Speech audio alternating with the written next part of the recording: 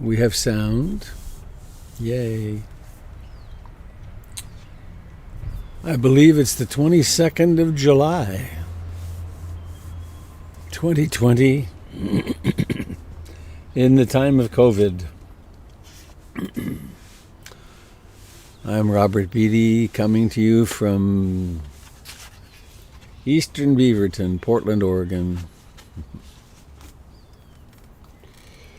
Portland, Oregon, in the time of federal troops on our streets. Kind of weird times, strange times. Seems like a good time to meditate.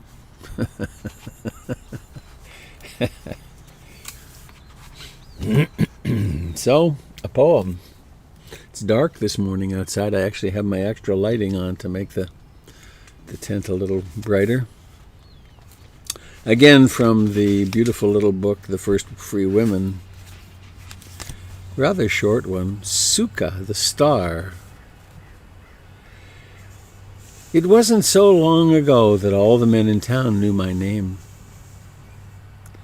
Now that I wear a shaved head and double robe, they don't pay me much attention. They just lie around drinking wine all day. Why tie yourself to a bottle? When the next watering hole is far ahead and the last watering hole is far behind, I could teach you how to drink that falls. I could teach you how to drink what falls from the sky. Look at me. Even on the darkest night, I could show you where to find enough light to make your way back home.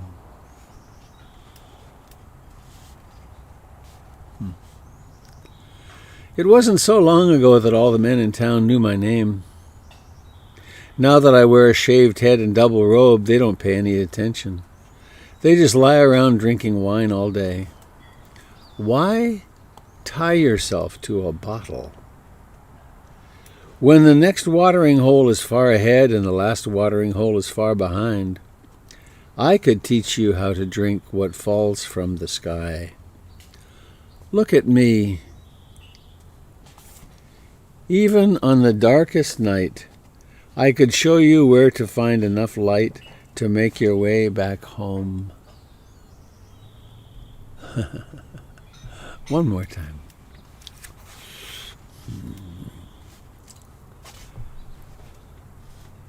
I forget steps. I forgot to turn on the record button.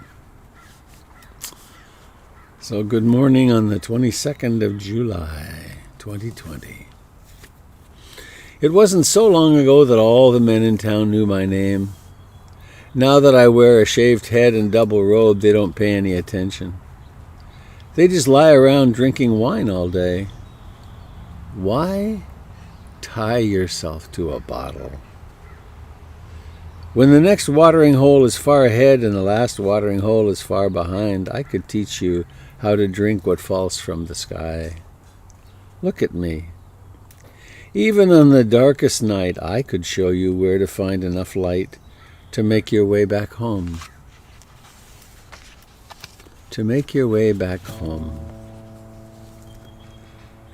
Ram Dass, the amazing human being of my adult life, I guess. Great inspiration. He said all we're doing is holding each other's hands while we walk home. Walk back home. It's like walking home from school.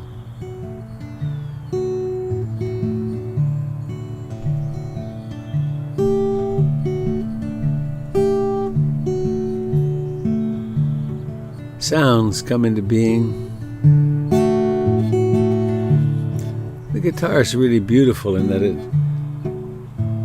the attack, the beginning of the note is rather quick. It's not sudden, but it's quick. And then there's a fading out, the tail of it.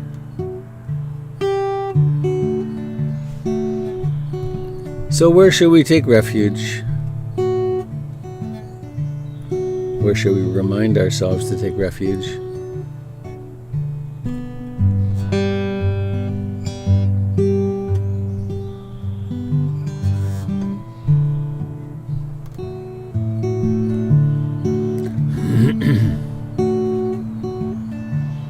I take refuge in the Buddha, the one who shows me the way in this life.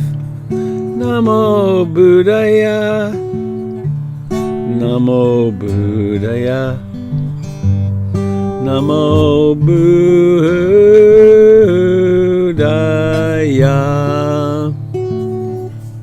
I take refuge in the Dharma, the way of understanding and love. Namo Dharmaya, Namo Dharmaya, Namo Dharmaya.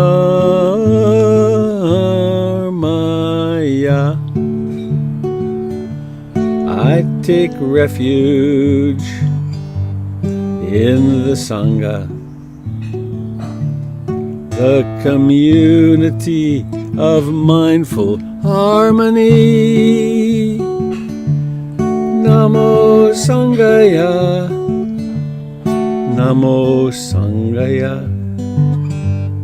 Namo Sangaya.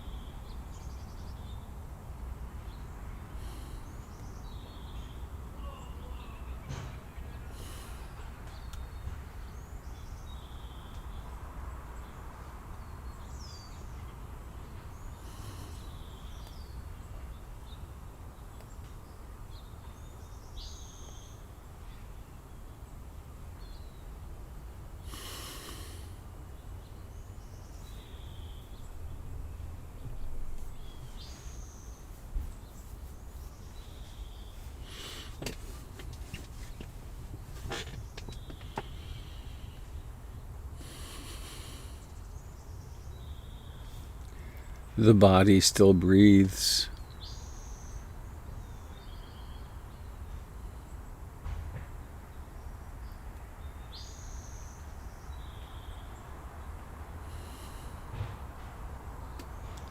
Seems like we just did this a few moments ago.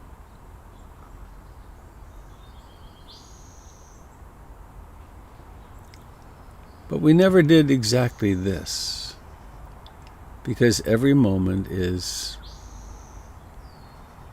completely autonomous.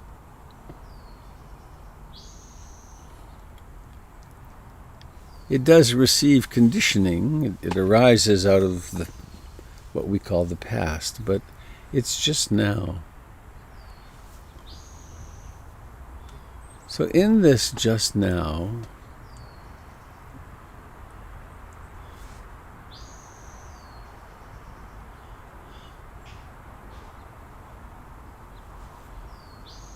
notice the life that is what you take to be your body.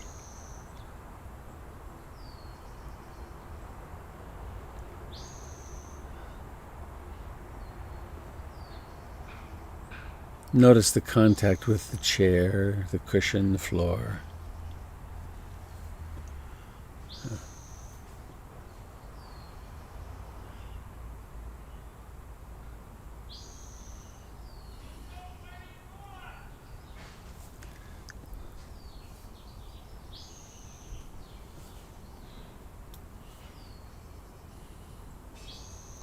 Notice the life in the hands,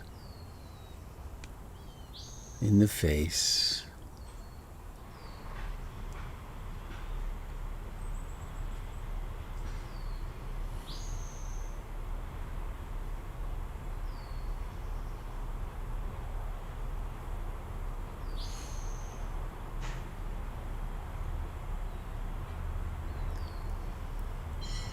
And notice that breathing exists.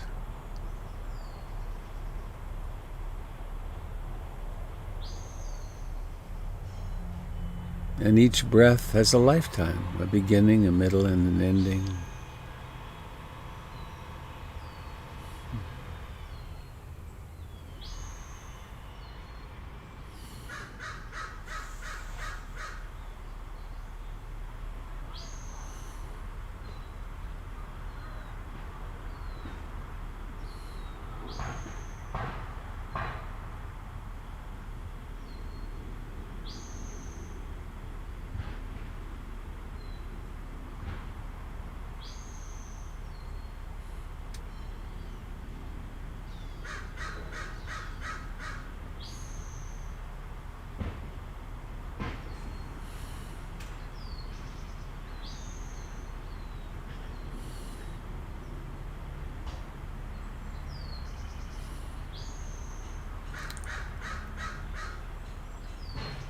In addition to the objects of observation, there is that which does the observing, that which knows, that which is awake.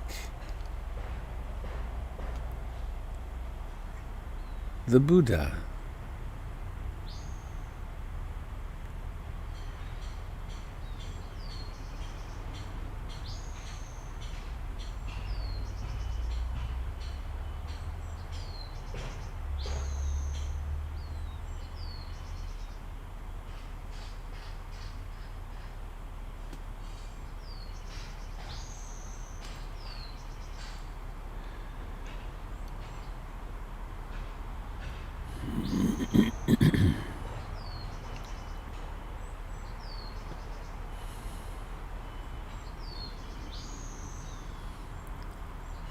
There's no predicting what thoughts will arise.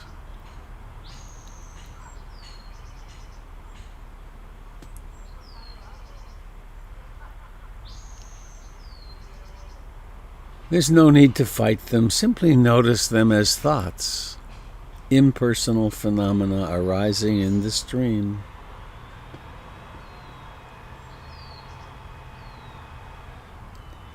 Even cherished thoughts, cherished worries, cherished prejudices,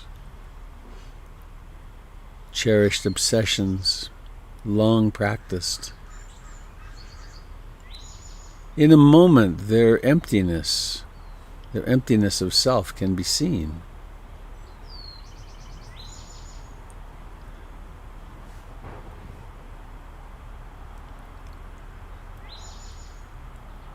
They may come right back in the next moment, but that still doesn't mean they haven't been known for what they are, which is thoughts,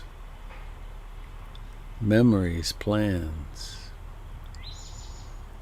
fears, worries.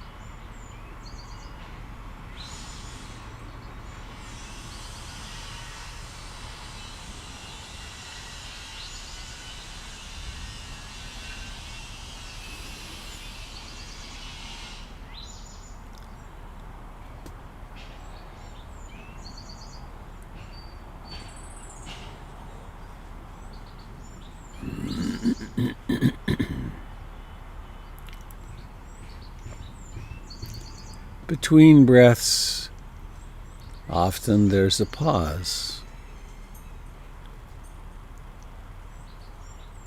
At such a time, we can practice simply being present.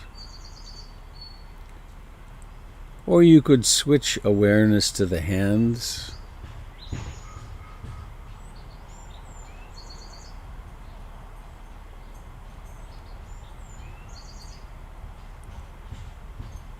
And remaining poised for the beginning, the very beginning of the next breath.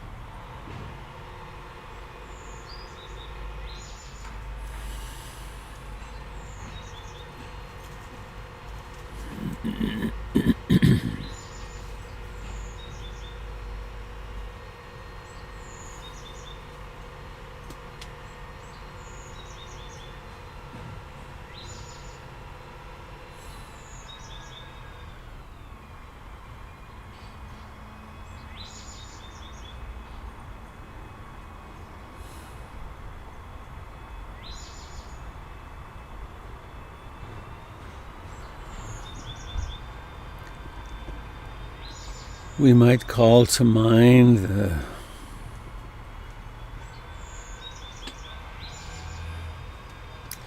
the image of the watcher at the gate to a city. The watcher doesn't intervene in any way. She, he, or they just sit there and watch. Oh, it's a truckload of mattresses. It's a wedding party. It's a funeral party. It's a truck of tractors. The stuff coming and going. It's a family on their way to vacation. No intervention, just aware of what's happening.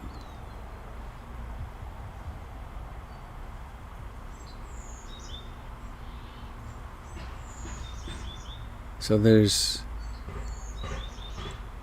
the beginning of the breath, the rising to fullness, the various sensations, the quickness, the slowness, the depth. You get really interested in the nature, the particular signature of this breath, of this thought, that thought.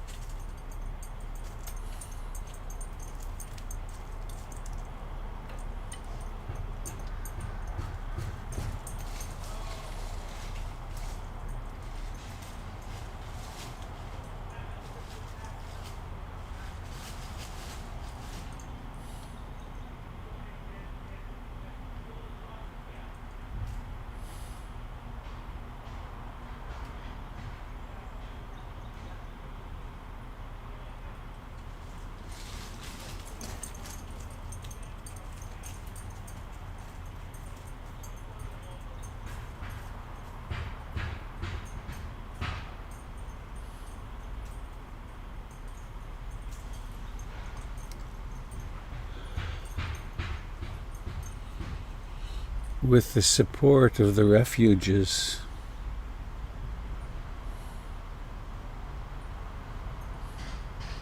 and the understanding of how suffering is created from the Four Noble Truths,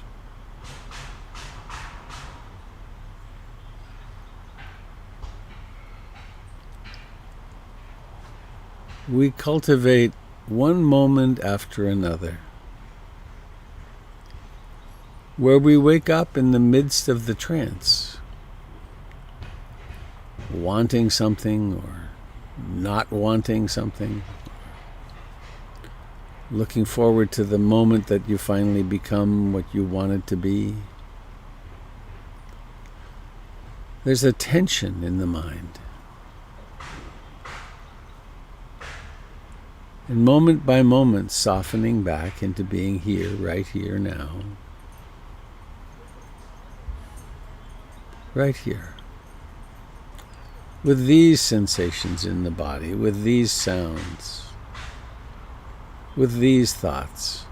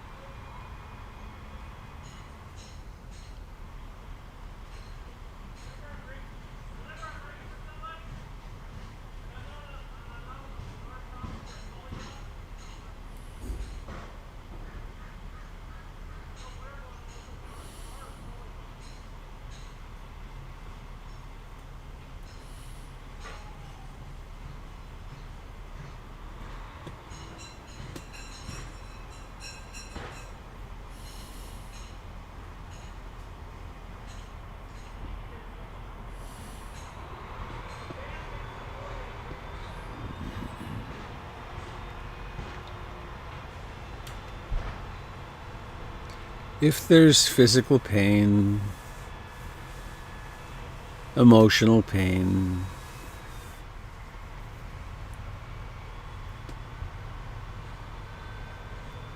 or if one of the hindrances becomes very dominant, like desire, wanting, or pushing away, disliking, hating, or restlessness, agitation, and worry, remorse, or sleepy dullness, sloth and torpor, or doubt, dispiritedness,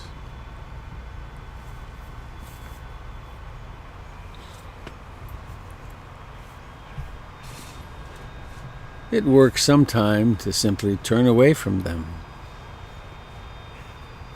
Concentrate on your breath. Suppress them. But if they persist, then we turn toward them with as much love and awareness as we possibly can. As uncomfortable, as unpleasant as they may be, they are real in the moment. And so we allow them to be real.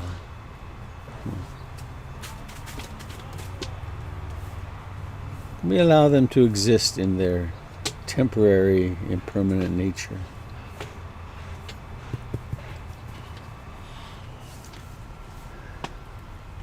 Come home to yourself. Acknowledge the reality of this present moment. It's one of a kind, ever.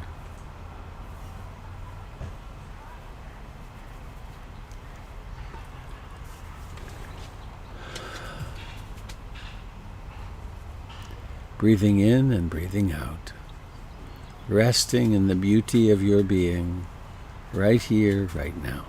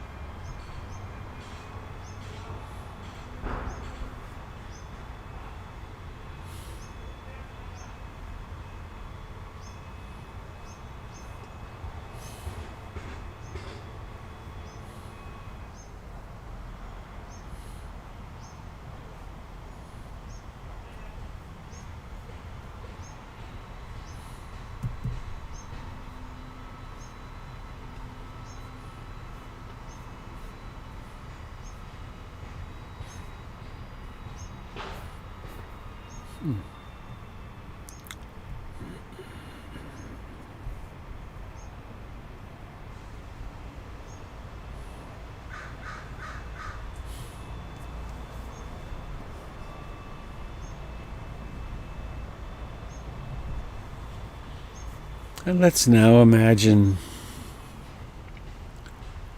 that we're sitting in a circle. There's just enough of us to circle the Dharma Hall at PIMC.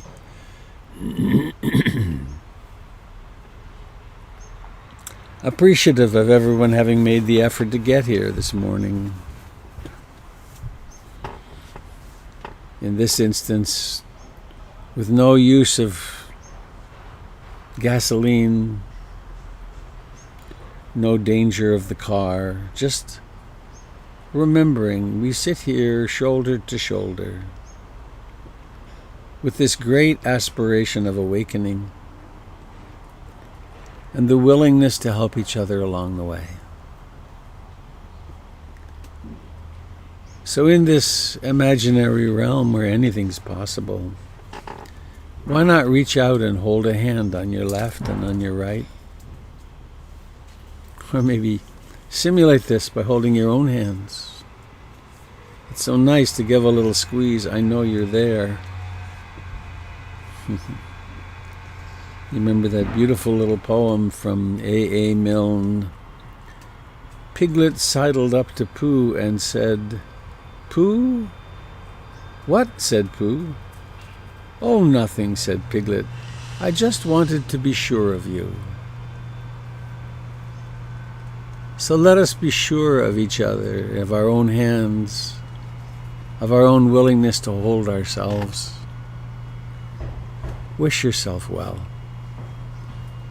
On the in-breath, breathing in and receiving yourself.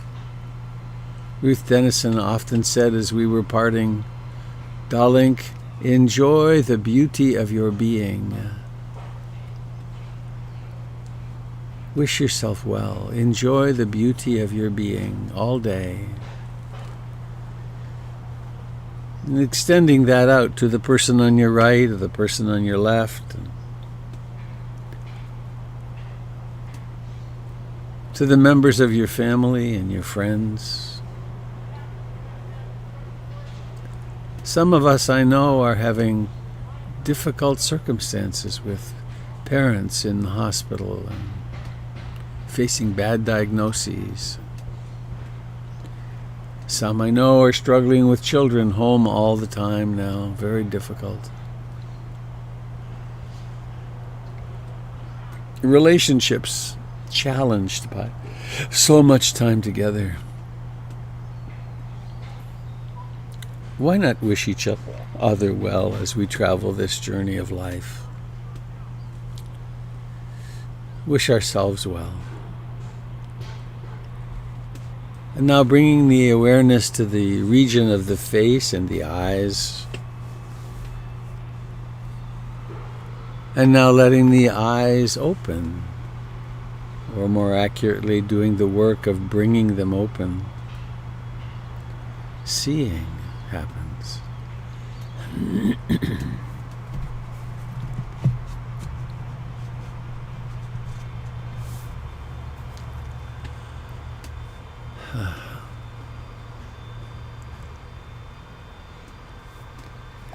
I have a little micro Dharma talk I want to give, but first a couple of announcements. Please consider joining Candle Summers and myself on August 1st from 9 to 2 for a day of meditation. And perhaps redundant in this group, but my book is out, Mindfulness for a Happy Life. It's available on Amazon and at Powell's Books. And something you could do that would be very helpful, if you've bought it on Amazon and read it and liked it, you could write a review. Don't write a review if you didn't like it, of course. That's very helpful, I'm told. It affects the algorithm, whatever the hell that is.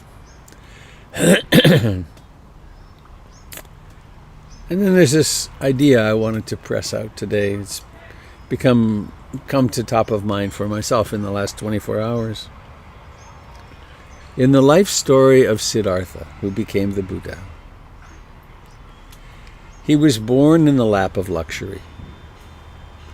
There was a prediction made when he was born that he would either become a world teacher or a world ruler. And his father really wanted him to take over the business and become king. And the prophecy was that he would take over all the kingdoms around them as well. Pretty highly developed culture in North India at that time. And so the father decided that they would protect him from all suffering. And this is mythology, right? So it's about the inner life, not a truly historical story. So they built 3 palaces for him for the different seasons, and for the warm season he'd go up in the mountains and so on, and he was protected from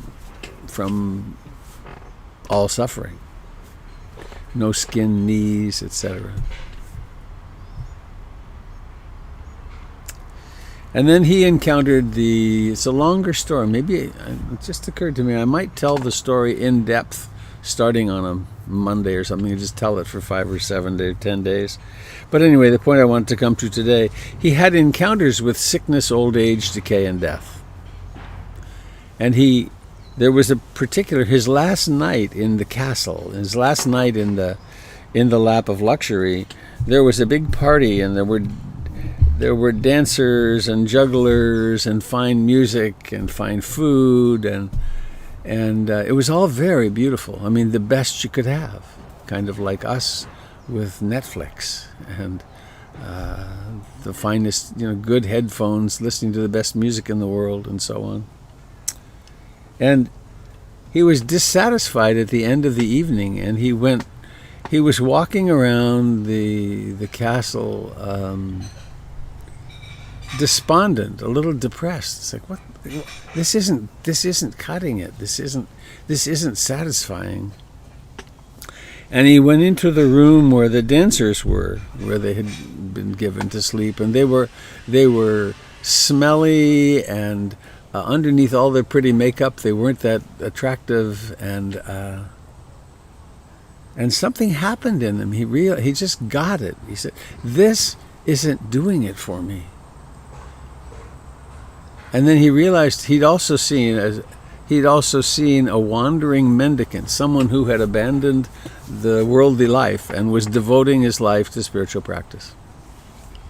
And people were doing that at that time. The young men was part of what happened in the life cycle of some young men, and it was somewhat respected. They went off to the woods to practice meditation. off to the jungle, really. And so something happened that is known as the Great Going Forth. How he realized he had to say goodbye to his wife and fresh, newly born son. And he went and he got to the door of the bedroom and he realized if he went in, he could never leave. And so he determined, he turned away, he had his charioteer bring his horse, Chana, his great war horse, to the back gate of the castle, and they rode off into the night. And at a certain point, at a great distance from the castle, he got down, cut off his hair with his sword, handed the sword to Chana. Oh, and when he cut his hair, interesting detail here, the great white war horse died. Bam! End of that chapter. Now remembering, this is metaphor. Or it's mythology. So what is this going forth? Does it mean one has to leave the marriage and leave the career and head off into the forest or the monastery? I think not. But it does mean that the ways that we're trying to achieve satisfaction that don't work start becoming really obvious. And so what begins as 10 minutes of meditation or 30 minutes of meditation and a curiosity about relaxation and getting more psychologically conscious and wise and loving actually turns into refuge in the Buddha Dharma Sangha. And I watch in my own life how long, I'm 72, I've been practicing for decades, 50 years. How there are still things that I keep trying to get satisfaction from and feeling dissatisfied and not quite getting it and realizing, oh, it's because it isn't there. Right. So there's something of not a seriousness, but of a devotion in one's turning toward one's inner life that is called the Great Going Forth. And I feel myself at that place again, or still, and I wonder whether that's somewhat true for you, too.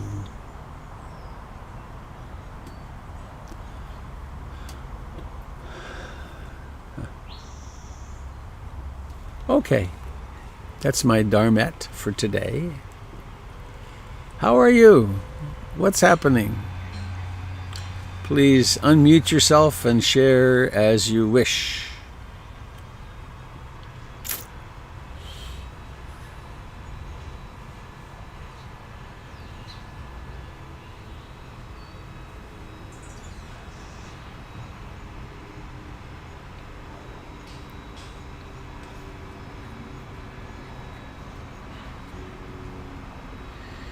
(9) 14 days till the arrival of the tough shed. I just counted.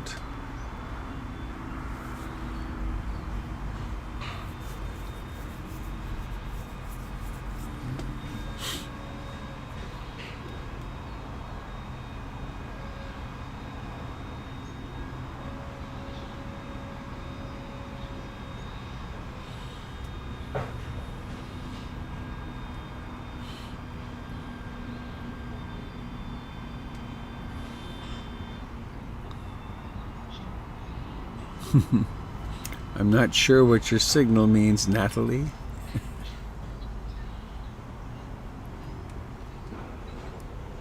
Headset? No sound?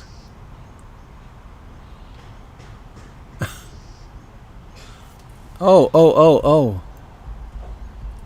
Hello? Is someone talking? Oh. I've gone deaf. Hang on here. Why? Oh, I get it. Duh. Test speaker. Here we go. How about now? Can you hear me? Yeah. There we go. All I have to do is turn it on. Who's speaking? It's Tempest. Tempest, hi. Hi. Yeah, I started talking and I was like, you can't hear me. I can hear you. And then everybody in the chat jumped up to let you know. I have a question. I was talking to another friend who joins this meditation yesterday, and we were talking about wandering mind. And I remembered from a Dharma talk that you gave in the before times, when we were actually in the same physical space, where you read a poem about how sometimes when the mind wanders, it is actually skillful to follow the wandering, because where your mind is going is important somehow. Mm-hmm.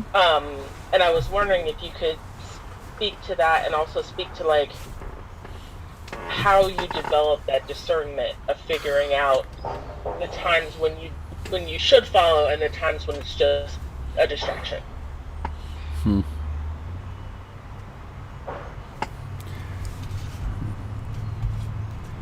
There's this teaching from the Buddha where he talks about how to train an elephant, a wild elephant, and that somehow or another you catch it. I don't know how you do that. And then you put a metal thing on its foot, and you put it on not a short rope or chain, and not, if you put it on too short, it freaks out and tears everything apart and hurts itself. If it's too long, it gets off into the forest and gets tangled up and then get hurts itself. If it's just the right, like this, it reminds me a little bit about this bed is just a bit too hard and this one's a bit too soft. This one is just right, and meditation really is an art, and we learn over time how much slack, how hard to try to tighten it down, and how much slack to allow. And so there are times when it really makes sense to just experiment, and you could even do this for a week or two. Just experiment with being really, get to your meditation spot, but let the mind be really slack and wandering, and another time for maybe the same length of time, be more, I'm gonna stay focused. I'm gonna really focus in on the breath. And we develop the capacity to be much more skillful. And sometimes wandering minds will be happening and there'll be emotion in them, and maybe it makes sense to repress them. Other times maybe it makes sense to turn toward it. There's a lump in the throat. Let's see where that leads. Let's open to it. So it's all an experiment. There really isn't a should, except one. It serves us to endeavor to be awake for the process, but no one can tell us.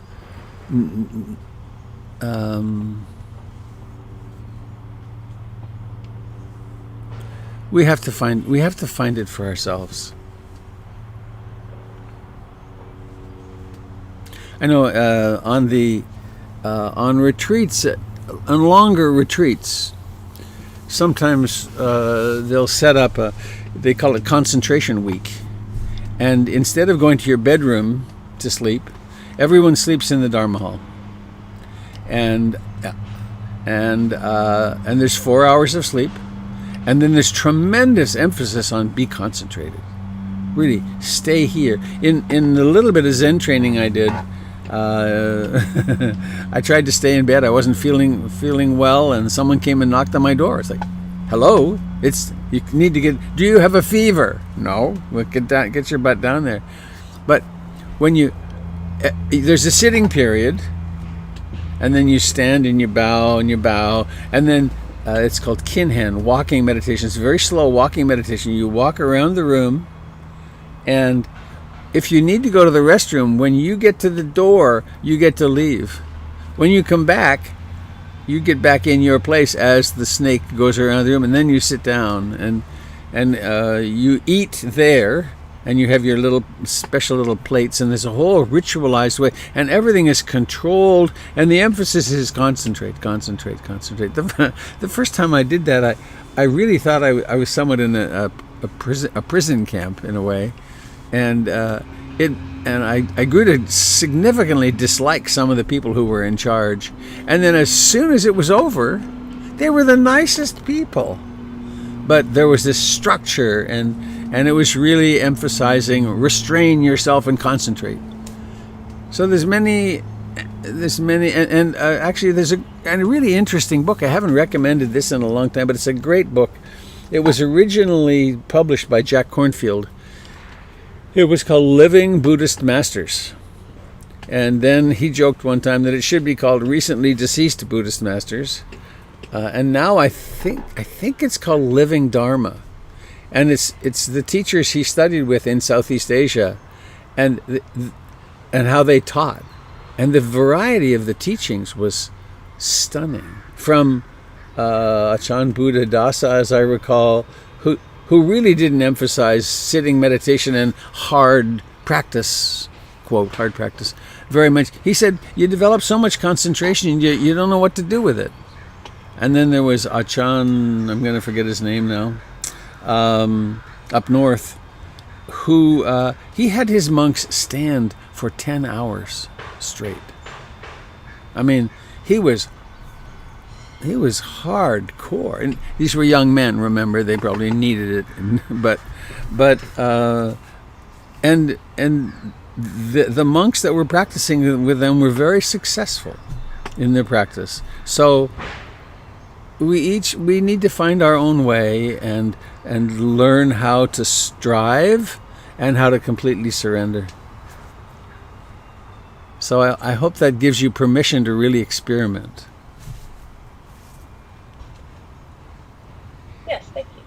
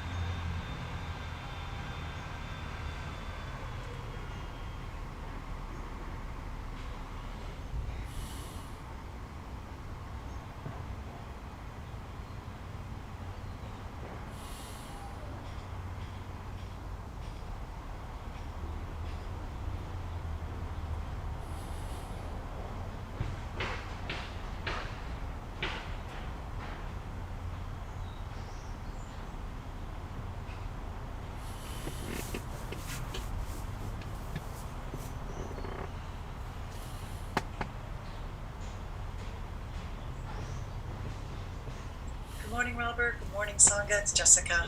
Hi, Jessica. I guess I just wanted to say, as I was sitting, I felt like a tempest had read my mind, which was interesting because that's exactly where I was this morning. So that was super helpful. And I wasn't going to speak, and then it just dawned on me. I am just all of a sudden feeling incredible, like it's getting me teary. Incredible linkage and incredible connection. And maybe that's just a process of time. Maybe it's because now I see all the little postage stamps and I'm like, I know Tempest and I know, different people's appearances. And I just wanted to share that because it's just kind of coming out of my pores. And I'm so grateful. I'm just beyond words of gratitude. So thank you all. It's really been amazing.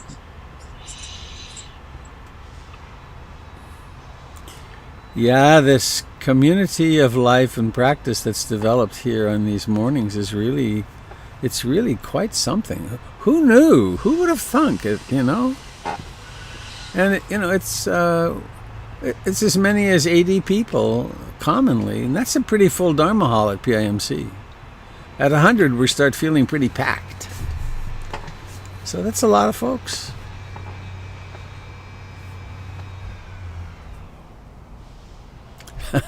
Some who we can see and some who are lurkers. I like that term. Maybe it's a little pejorative. I think of it like a big muskellunge fish or something lurking off in the dark.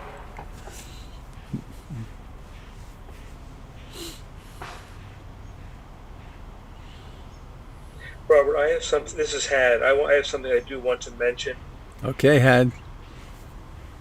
Last spring at our bakery, we were fortunate to have Senator Wyden and Sharon Meeran visit us. And last week, I think it was Peter mentioned there was an article about COVID-19 that Sharon Meeran put into Willamette Week or another newsletter that Peter gave us the link to.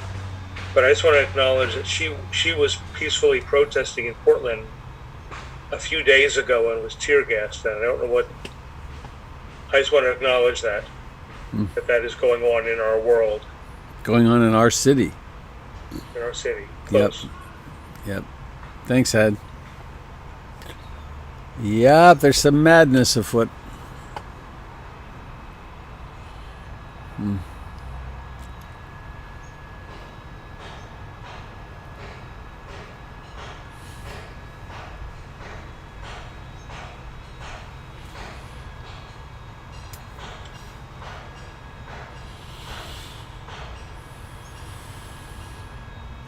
Morning, Robert. This is Trisha. Hello, Trisha. Hi. Just a quick question, going back to what you were talking about in response to Tempest. You said, talking about the monastery where the teacher had the monks stand for 10 hours, and you said that they were very successful, that the monks were successful. What does that mean, to be successful in this context? It wasn't just there. It was that all these teachers with all their different strategies had monks that really had awakening experiences, and they became more loving and kind and connected. Okay, thank you. I think of it really as, I mean, there are experiences there are breakthrough experiences that occur. And for some people they're very dramatic, and others they're not very dramatic. And in fact, there's a lovely story of,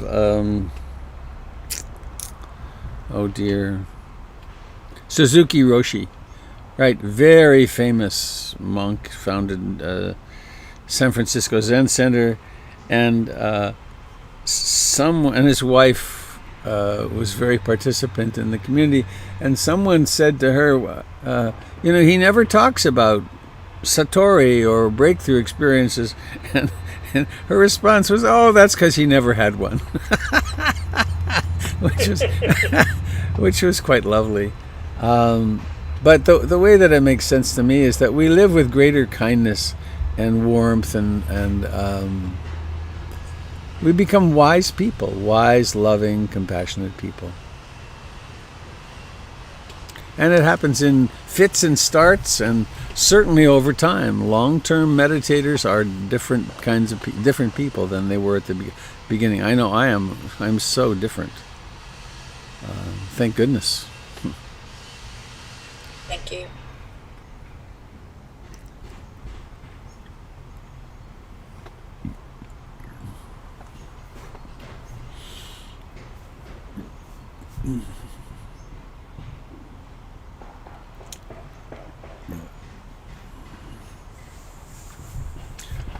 Please bear with me just a second. I need to go look at something that I get rid of this. Yes.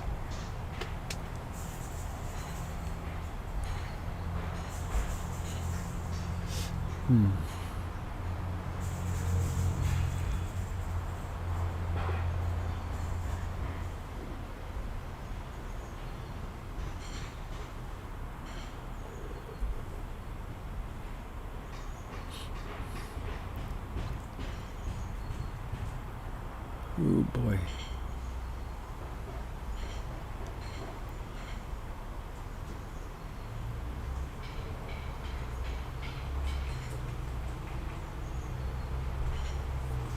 Yeah.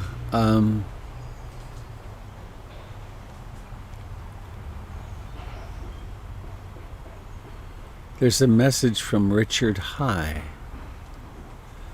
It says this. Robert, I am Diana Rummel High's husband. and am so sad to convey she suffered a very unexpected heart attack Friday and left us Saturday. My world has fallen apart. She was my everything. But she so valued you and PIMC. I wanted to share that. Thank you for your beautiful contribution to her life, Richard. Diana was a regular participant here in the mornings. Who knew? How could you know? You can't know. But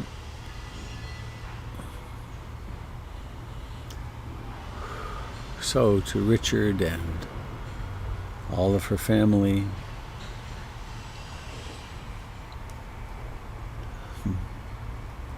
Sabe Sankara Anicca. Sabe Rupam Anicca. All conditioned things are impermanent.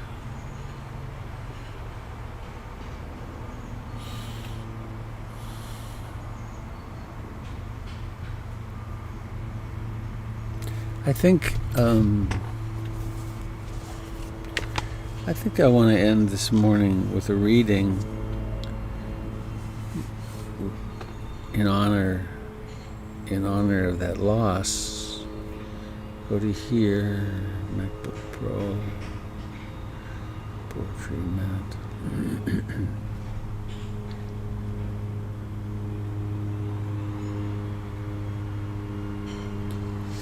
This is a writing by Matt Flickstein. I'm going to read the first paragraph. It's called Living from a Non-Dual Perspective. Everything that arises disappears. Whatever is born dies. Nothing escapes the cycle of birth and death. It is important for us to directly and experientially realize that there is never a point in time when something exists and is not in the process of becoming something other than it was just a moment before. All suffering comes from attachment, from clinging, trying to hold on to that which is perpetually changing, and all clinging comes from delusion. We need to learn to live in the clarity and space of non-clinging, neither grasping nor pushing anything away. The key is to just be present with what arises from moment to moment without holding or resisting. At the same time, it is essential not to fall into the trap of denying the relative existence of our psychophysical organism and the world of experience it presents. A bit of the next. Compassion is the willingness to play in the field of dreams even though you are awake. Approach life with joy, enthusiasm, love, and an open heart. Take delight in the manifestations of life. It is all a play of consciousness, and it really is play. If something appears serious or burdensome, even death, then we are lost in delusion. The field of dreams is this world of the senses with all its myriad forms. Being awake is the direct knowing there is no one who suffers, no one who is born, and no one who dies. It is the five aggregates that are born and die. Who we are, really, has never been born and never dies.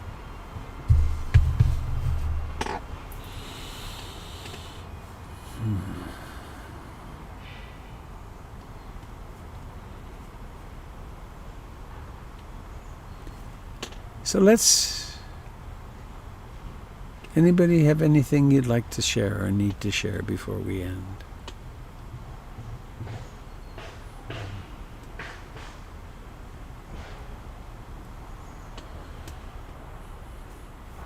So let's close with a beautiful Om this morning. The gradile tone of the universe. Get my timer set. Here we go.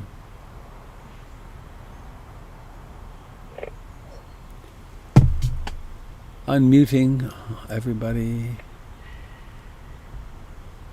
So please have a beautiful day. Abide in the beauty of your being.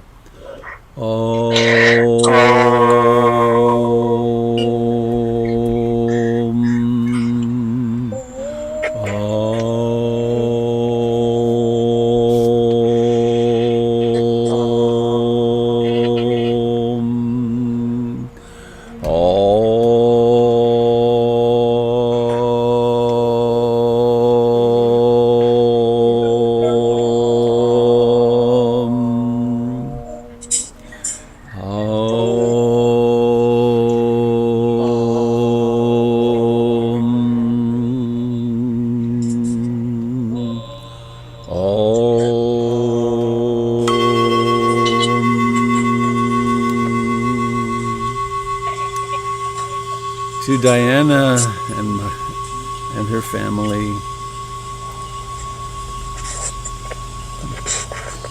may you be awake, loving and kind with each other.